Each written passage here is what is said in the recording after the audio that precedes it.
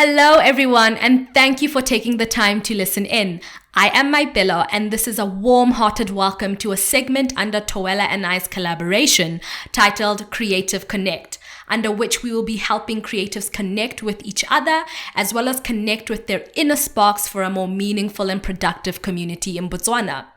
Today, we will be discussing how to identify your potential creative outlet, deciding to pursue it, various cues that the creative outlet manifest themselves every day, and how, though challenging, creative outlets attribute to self-care for people with day-to-day tasks. As a point of departure, identifying patterns of interest and behaviors can steer you towards a suitable outlet of expression. Observing and taking note of the activities that you enjoy and the resulting behaviors can be a strategic way of highlighting potential forms of expression that are best suited to your personality, strengths, and prospective creative growth. Deciding to follow through on developing a creative outlet that may require additional or new set of skills can be an intimidating prospect. However, it can also lead to alternative avenues of personal expression, freedom, and pleasure. The need and desire for a creative practice and an imaginative outlet is something that all people have. Think of it as a human birthright of some sort. Being creative is the natural ability to engage the mind to form new ideas, images, concepts, and subsequently present them in a tangible way determined by the originator. With that said, when looking towards choosing an outlet for your creativity, several aspects can be taken into consideration. It is worth noting that places that a person consistently inhabits and the activities that they most spend their time doing may not be the best indicators of their full spectrum of interests. This is mainly due to the fact that a majority of people spend significant amount of time in the working or schooling and even home contexts, which are set up as prerequisites to being part of a functioning society. These contexts have clearly defined codes of conduct for employees and students alike, which outline a set of predetermined activities and behaviors which function to standardize and maintain behaviors that serve particular goals and values that may not be personally be held by each individual. Unfortunately, being part of settings like this can be limiting and restrictive, resulting in capped originality or obstructed individuality. The obstruction can be in a wide range of ways, from the manner you are permitted to communicate in regards to your style and tone of speech, to how you dress that may not reflect your personal style and identity. Saying all of this is not to undercut the importance of the authority of these spaces, but rather bring awareness to the possible hangovers. In cases like these, it is recommended that the focus is redirected at the activities that fall outside of said daily settings and social routines in order to filter out genuine patterns of interest and favorable creative behaviors. An example by way of patterned activity that perhaps falls outside of the dominant daily settings is those people who derive pleasure and purpose from varied levels of physical activity, may be more inclined to a sense of enjoyment and accomplishment in learning creative movement and dance. This may be a natural progression for those who choose to participate in sporting activities, fitness routines at the gym, or amateur social dancing during nights out. In some cases, however, prior commitment to physical activity is not present, but instead there might be a withstanding curiosity that may manifest in their choice to consume content that features creative movement as a main feature.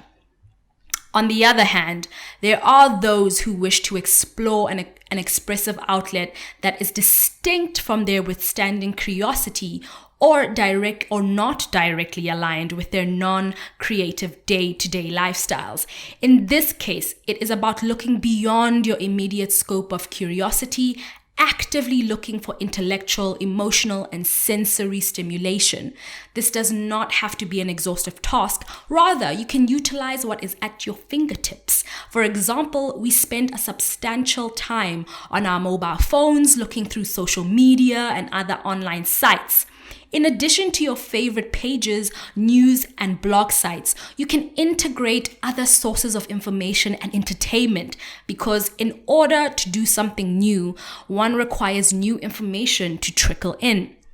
The information that stirs up a sense of excitement and eagerness would be indication of possible interest worth integrating further.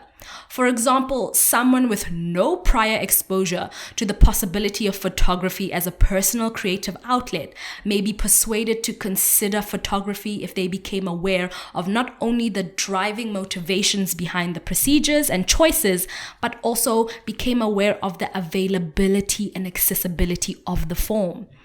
Often being able to witness others taking on a challenge and following through on an interest or passion of their own can be a form of encouragement. It definitely is to me. And in the case of photography, you may not have the professional equipment, but that does not impede you from experimenting with your mobile phone, because the outlet is not only about the product or result, but also about the process of engagement, the reasons attached to why you choose to take particular photographs and how. That process can be liberating and a fun one.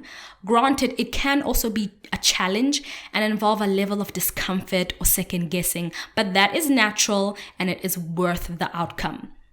The process of expressing yourself through a creative means carries many benefits for your overall wellness of the mind, body, spirit, because the imagination is the gateway to new possibilities and realities.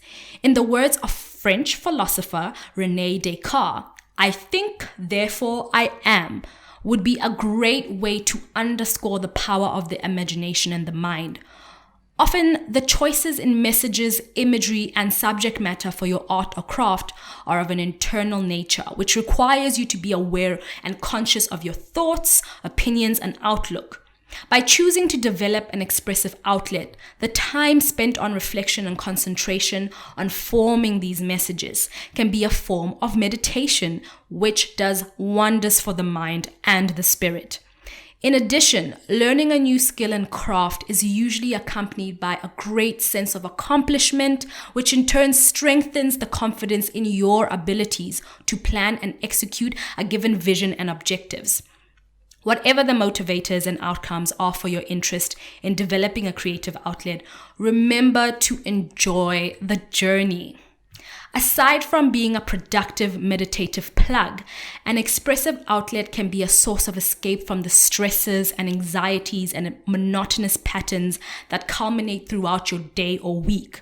The outlet can be a way to shift your focus away from the disconcerting events and uplift your mood and energy by placing you in an alternative headspace or even environment.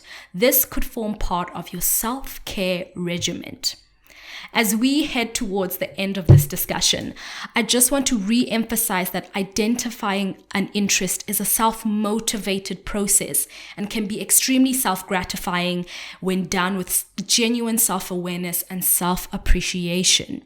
You may admire the expressive and artistic output of other people and professionals, and that admiration may have been the persuasive factor in the decision to develop your interest into an expressive outlet of your own or not. Nevertheless, it is worth keeping yourself, your needs, and your enjoyment at the heart of what you'll be doing, and be cautious and aware of not allowing external expectations to hijack your experience. That's it from me today. As always, we encourage all of you to come on this journey with us and stay the course. We love hearing from you. Your presence and participation are vital. So we encourage and welcome your feedback, questions, and comments that will be addressed in the follow-up topic next Thursday. Thank you for joining us, and until next time, stay connected by staying tuned.